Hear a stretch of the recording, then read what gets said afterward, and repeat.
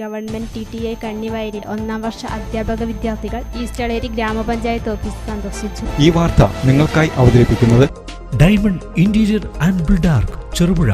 തദ്ദേശ സ്വയംഭരണ സ്ഥാപനങ്ങളെക്കുറിച്ചും അവയുടെ പ്രവർത്തനങ്ങളെക്കുറിച്ചും മനസ്സിലാക്കുന്നതിനായി ഗവൺമെന്റ് TTI കണ്ണിവയലിൽ 1ാം വർഷ അധ്യാപക വിദ്യാർത്ഥികൾ ഈസ്റ്റളേരി ഗ്രാമപഞ്ചായത്ത് ഓഫീസ് സന്ദർശിച്ചു. പഞ്ചായത്ത് രാജ്യം വിദ്യാഭ്യാസവും എന്ന വിഷയത്തെ ആസ്പദമാക്കി East Eleri grama panchayat president advocate Joseph മുത്തോലിയും സെക്രട്ടറി ഇൻചാർജ് പ്രമോദ് SNും അധ്യാപക വിദ്യാർത്ഥികളുമായി സംസാരിച്ചു. തുടർന്ന് നടന്ന ഇന്ററാക്റ്റീവ് സെഷനിൽ അധ്യാപക വിദ്യാർത്ഥികൾ തദ്ദേശ സ്വയംഭരണ സ്ഥാപനങ്ങളുമായി ബന്ധപ്പെട്ട ചോദ്യങ്ങൾ ചോദിക്കുകയും ചെയ്തു.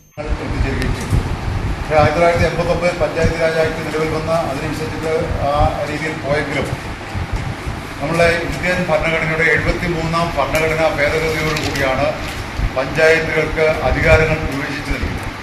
നിങ്ങൾ അധികാര വികേന്ദ്രീകരണം എന്ന് കേട്ടിട്ടുണ്ടാവും. മഹാത്മാഗാന്ധിയുടെ ഒരു സ്വപ്നമായിരുന്നു ഗ്രാമസ്വരാജ്, അധികാര വികേന്ദ്രീകരണം, അധികാരം ഗ്രാമങ്ങളിലേക്ക് എത്തണം എന്നുള്ളത്.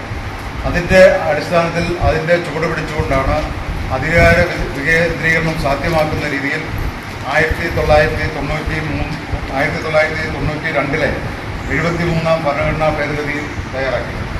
ആ 73ാം ഭരണഘടനാ ഭേദഗതിയോടുകൂടി പഞ്ചായത്തിന് കൂടുതൽ അധികാരങ്ങൾ വന്നു. അതിൽ ഒരു ചാപ്റ്റർ നമ്മുടെ ഭരണഘടനയിലേക്ക് ഒരു അധ്യായം എഴുതിച്ചേർക്കപ്പെട്ടു.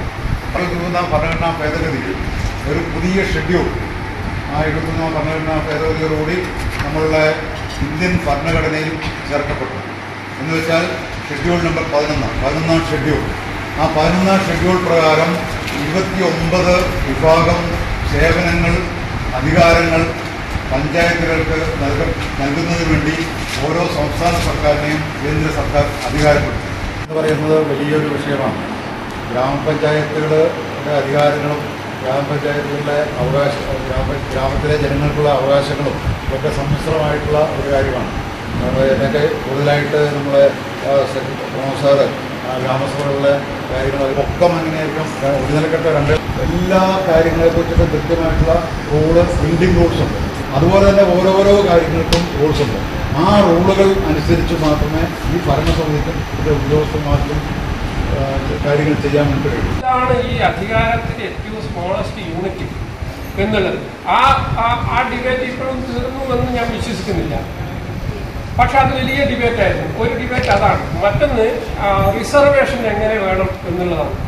എന്താണ് റിസർവേഷൻ എന്നുള്ളതും എങ്ങനെ അത് വേണം എന്നുള്ളതും സംബന്ധിച്ച് വലിയ വലിയ ഡിബേറ്റ്. ആ ഡിബേറ്റ് വട്ടമേശ സമ്മേളനത്തിൽ അടക്കമുണ്ടായിരുന്നു എന്നുള്ളത് നമ്മൾ ചരിത്രം വായിച്ചു നോക്കിക്കഴിഞ്ഞാൽ മനസ്സിലാവും.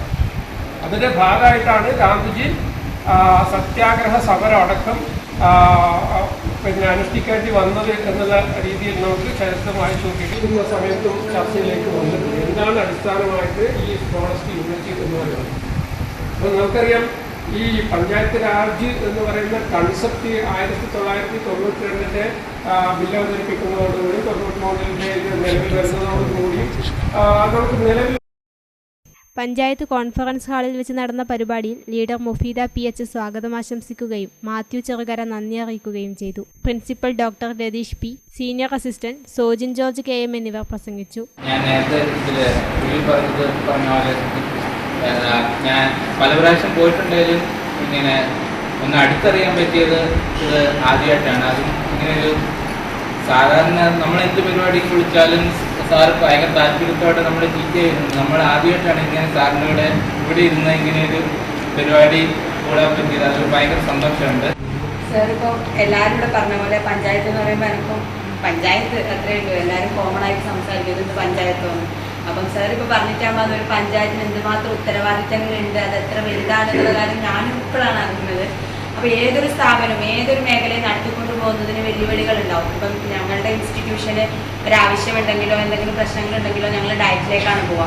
അപ്പം നമുക്ക് ഫണ്ട് കണ്ടെത്താൻ കഴിയാത്ത ഒരു സാഹചര്യം, അതിൽ നമുക്ക് ആ വെല്ലുവിളി ആ ഒരു പ്രശ്നം നമുക്ക് എവിടെയും അവതരിപ്പിച്ചിട്ട് കാര്യമില്ല. കാരണം നമ്മൾ എല്ലാ പഞ്ചായത്തുകൾക്കും അത്തരത്തിലുള്ള പ്രശ്നങ്ങളുള്ളതുകൊണ്ട് തന്നെ പൊതുവായിട്ട് നിയമസഭയിൽ തുടർന്ന് ചിറ്റാരിക്കൽ പോലീസ് സ്റ്റേഷൻ സന്ദർശിക്കുകയും പോലീസ് സ്റ്റേഷനിൽ ദൈനംദിന പ്രവർത്തനങ്ങൾ പരിചയപ്പെടുകയും ചെയ്തത് ഭൂരിഭാഗം അധ്യാപക വിദ്യാർത്ഥികൾക്കും പുതിയ അനുഭവമായിരുന്നു. ശേഷം എല്ലാ അധ്യാപക വിദ്യാർത്ഥികൾക്കും ശീതള പാനീയങ്ങൾ നൽകിയാണ് പോലീസ് സ്റ്റേഷനിലെ ഓഫീസർമാർ യാത്ര അയച്ചത്.